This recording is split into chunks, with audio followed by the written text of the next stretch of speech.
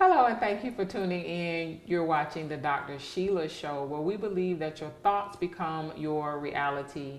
And today we have an amazing guest with us. I'm so excited that you are here. Her name is Miss Tammie Kincaid. And Tammie, thank you for being on the Dr. Sheila Show. You're welcome.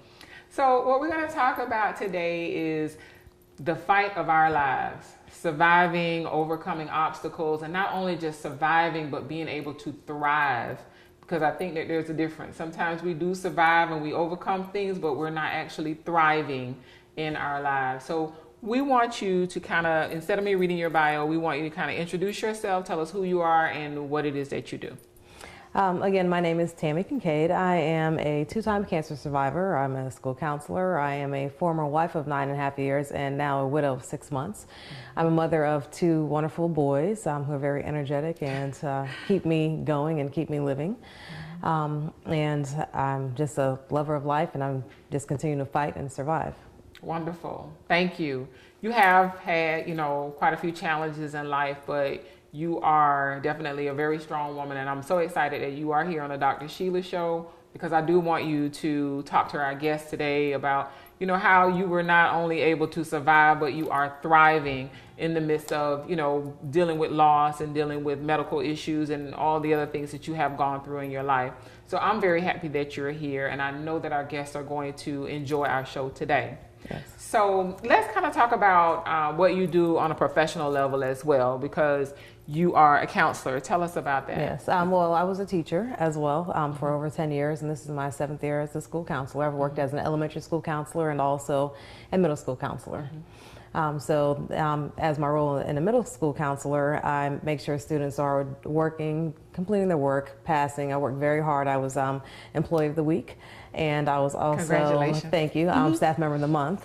And I remember one of my sorority sisters said, "How did you earn both and you've missed so many days?" Because of course I missed a lot of days after my husband passed away. Right. And I said, well, when I'm there, I work very hard. So I was able to keep a lot of students out of summer school and make sure a lot of students were passing, and they would come to me not only for advice for whatever was going on emotionally, but also with academics to see how they were doing in school. I'm helping them set goals for the future, thinking about college. Even though they're in middle school, I'm trying to get them to think far ahead. Kind of tell us how you got involved in education. Why did you choose that career? I started working with kids when I was about 14 as a babysitter, and then I worked at summer camps throughout high school, and decided to major in education. My father wanted me to be a pharmacist because I make a lot of money, and I said, that's not what I want to do. I'm a people person, even though you do interact with people as a pharmacist. Then he told me to try to be a physical therapist, so I actually did an internship in a physical therapy department when I was in high school, and that was not for me as well. Because the physical therapists needed physical therapy. They had to soak their hands in paraffin wax. I was like, this is not what I wanted to do. So finally I was happy with me being a teacher. So I went off to college, University of Central Florida, and majored in early childhood education.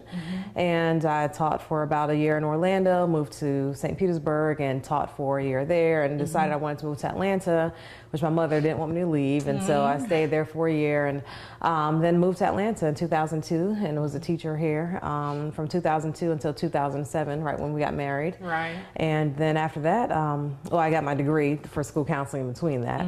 Also went through cancer in between that. And then, so I've been a school counselor ever since 2007. And this will be my 3rd or 4th year as a middle school counselor. Right. So I've worked with students from elementary school all the way through middle school in my professional career, and then with the sorority and my church, I volunteered with high school students as well. So my husband, late husband, and I had we worked with seniors, and just second Sunday for seniors, preparing them for college and giving them tips on interviews, college applications, financial aid, and things of that nature. Okay.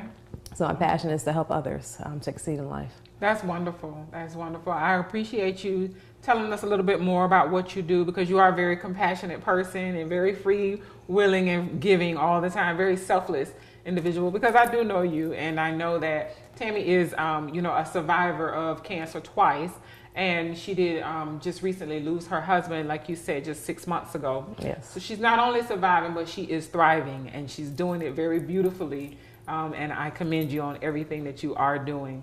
So you are definitely a role model, not only for me, but I know that our viewers will definitely be encouraged and enlightened and just motivated from your story. We're going to continue our conversation with Miss Tammie Kincaid. We're talking about the fight of our lives and how to stay motivated and overcome obstacles when they come our way, but not just how to survive, but how to thrive.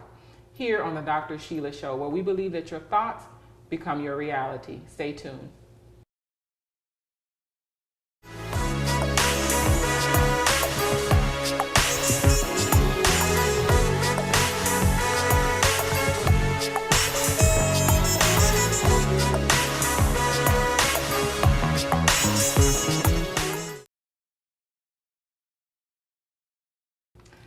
Hello and welcome back. You're tuned into the Dr. Sheila Show, and I am your host, Dr. Sheila, where we believe that your thoughts become your reality. And my guest today is Miss Tammie Kincaid, and we're talking about the fight of our lives. So many times we experience things and we may feel that we're the only ones who are experiencing them.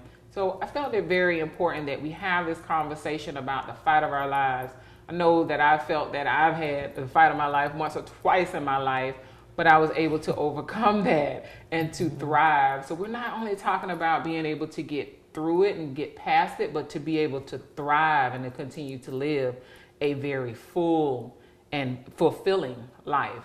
So we're gonna talk to Tammie. Tammie, please tell us, you know, we do know that you mentioned before we went to break that you experienced cancer twice. I mean, there may be some viewers who maybe experienced it once, but you went through it twice at a very young age, right? Yes. And then just recently lost your husband 6 months ago. Kind of tell us how you were able to, you know, get through it successfully and to, you know, not only get through it, but to be able to thrive, because right now you're living a fulfilling life. So tell us how you were able to do that. Well, I mean, when I was initially diagnosed in 2004, it was non-Hodgkin's lymphoma. It wasn't like the typical cancer like breast cancer or one that you would know more about. So I had a friend who passed away from the opposite form of cancer. So I was determined to fight for my life and to survive that. So trying alternative treatments. And once I had the second CAT scan and they said it was growing, I said, okay, I'll go ahead and start chemo. And I remember my oncologist, my late husband, told me that she said, she's educated, but she's not smart because she's not trying chemo. But my dad, you know, survived cancer and did a lot of natural remedies to help with that. So just the support from my late husband, who was then at the time just my friend, helping me through that, being there through chemo treatments, my coworkers, friends, sorority sisters, and even a couple neighbors where I lived at the time.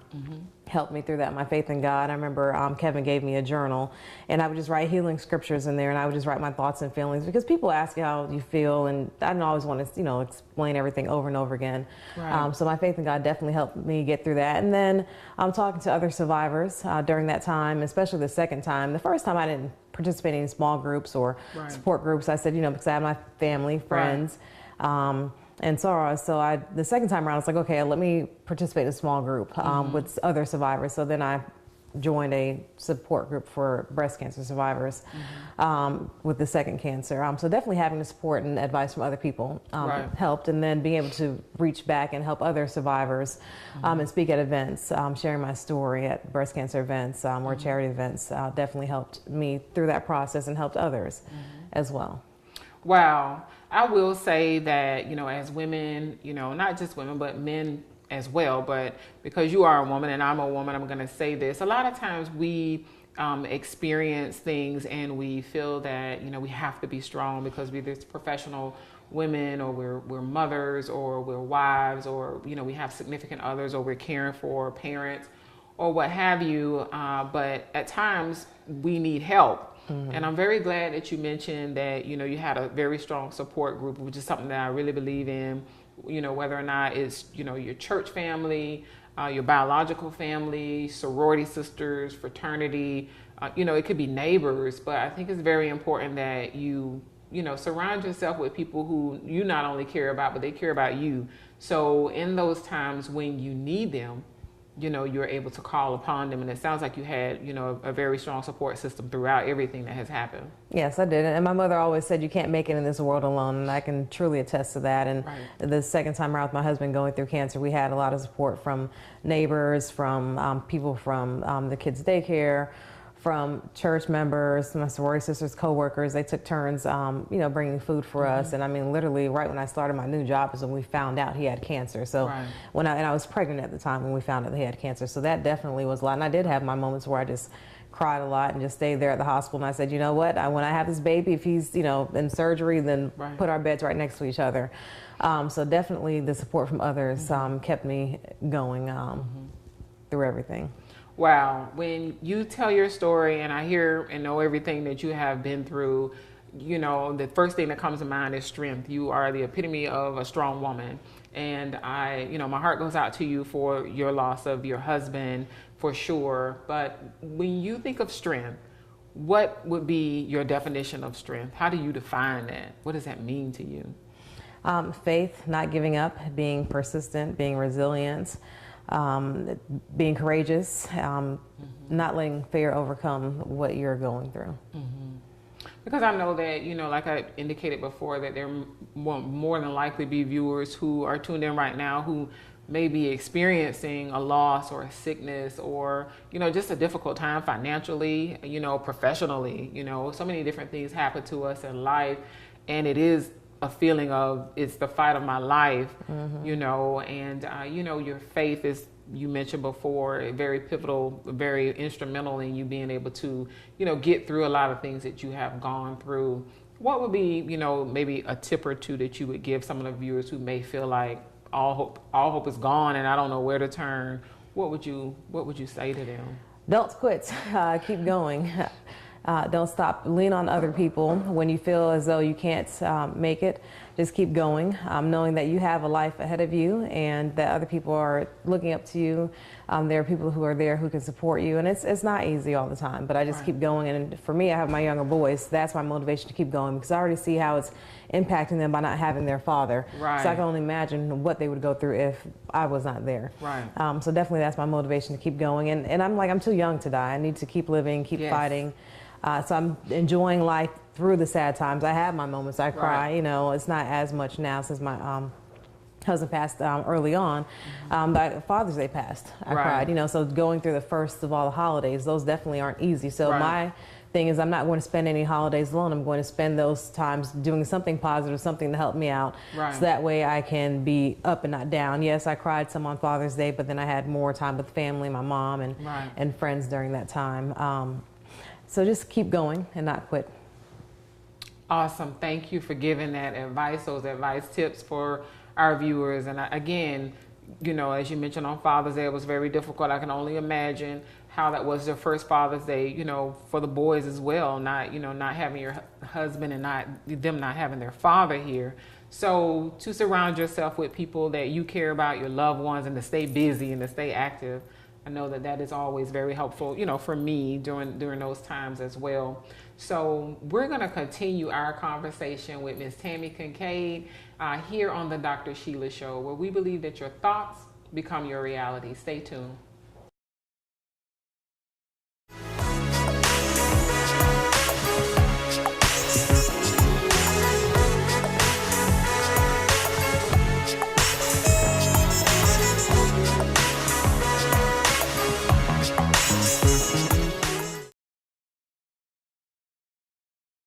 Life will bring us challenges. However, what you should do is keep moving forward. Don't give up. Know that you're going through it. It's not something you need to stay in. Don't block people out. Allow people to support you. You'll lose some friends. You'll make new friends. You may lose some family members. And others will learn how to come closer to you. But always keep going. Don't give up. And pray. Have faith. Keep motivating others, and motivate yourself. Keep going with life and don't give up. Hello and welcome back. You're tuned into the Dr. Sheila Show, and I'm your host, Dr. Sheila. We believe that your thoughts become your reality. And today, my guest is Miss Tammie Kincaid. We're talking about the fight of your life, how to not only survive those obstacles and life challenges that come your way, but how to, you know, work through all of that and be able to live a fulfilling life and to be able to thrive. And Tammie talked about her challenges and how she was able to, you know, get through those. And she's still working through them, but she's doing it very, very resilient. She's a very resilient, very strong woman. So let's talk about resiliency, because you are very resilient. What do you do every morning? How are you able to be so strong and resilient on a day-to-day basis? I know that you have those moments that are not so strong, but for the most part, you're very resilient. What would you attribute that to?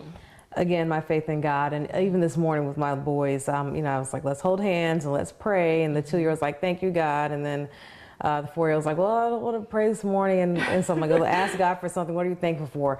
Well, I want Power Rangers. I want something else, you know. So, but it's just my faith. So praying with my boys, they're my motivation to keep living, and just having the support. My mom was here for like 2.5 weeks. She just left yesterday. I had my younger cousins there for a week and a half. After my husband passed away, I had a niece and an aunt there. An aunt who lost her husband stayed with me for a month. My niece did as well. Then another niece stayed with me for a few months through May. So I've been very blessed to have a lot of support and family, just people in and out of our house, helping out. And then, you know, someone's there now watching the boys. And even at one point when my husband was in the hospital, a lot of coworkers and friends and neighbors going to the daycare to pick up the kids. So it's like, it went from 3 people to like 20 people. Right. So just going and like working out, spending time with friends and family, going out to eat, traveling, those are things that keep me going and moving forward. Staying busy, staying active. Yeah, very busy. Probably a little too busy. I need to slow down some. But that's definitely helped, especially again, like during the holidays, just trying to make sure I'm doing something and I'm around family members or friends, so I'm not down. It was, you know, it wasn't easy. It wasn't too difficult on Father's Day, but it definitely wasn't easy. It wasn't happy per se, but you know, we went to go to his site and leave some things that the boys made for them, for him at daycare. So, and my mom and my niece were there, so just that made it easier for me to go through that. Wonderful. So you would recommend that, you know, definitely the support system is huge, because I hear you say that, you know, repeatedly, that you have a very strong support system and you lean upon them and you're not afraid to ask for help. I think a lot of times we are sometimes afraid to ask for help, or we may feel like we're bothering people. You know, I know that, you know, when I've had loss in my life, you know, someone would say, well, just call me, you know, because they don't know what to do. So when you have situations, you need to reach out, because people don't know what to do unless you ask. So I think that's a great point that you have made, and also to remain active and to continue to live, because you say you have so many things that, you know, of course, your boys, but there are so many things that you still want to do and so many things that you want to accomplish. So in today, like as you move on, what are some of the things that you may, you know, want to accomplish as you move on, or maybe for your boys to leave a legacy to them? What are some of the things that you're kind of working on, or think that you want to do? Oh, well, basically I like to work out and exercise. That helps to keep me going. And just, you know, I want to see my boys go to college, you know, to get married one day. And even the 4-year-old, I have him in an enrichment program now because he's reading. And so it's like, let's just continue to challenge him and work with him. And at the barbershop the other day, the barber was surprised the 2-year-old knew his colors. He said, hey, what if I have kids, I want you to teach, you know, my kids. So, you know, possibly starting a business. I'm not sure what it is that I would want to do, write a book one day. That's been just a process in itself, because it would be about my experience with cancer, and of course it's hard reliving that, and then I always wondered what the end would be, and this is not the end that I wanted for that. And so now, me being a 2-time cancer survivor, and then my husband having cancer twice and then passing away from it, definitely, you know, so I've had a lot of bumps in the road to halt that progress, I mean, just being so busy and having kids and working. So it just continues, but just to continue to live life and live a long life. My dad's 90, and so I would love to just live and doing well to be that old. So just keep living life and helping others, make sure that they succeed and motivate others who are around me. Excellent, excellent. Well, you are very inspiring. You are, you know, encouraging. You have an always upbeat personality, very positive and very selfless individual. So I commend you on your strength, obviously, and your resilience, your ability to be able to not only get through life challenges, but as I mentioned before, to be able to thrive, and you're doing it beautifully. So I really appreciate you coming on the show today here on the Dr. Sheila Show, and I appreciate you being my guest. You're welcome. So thank you all for tuning in here to the Dr. Sheila Show, where we believe that your thoughts become your reality.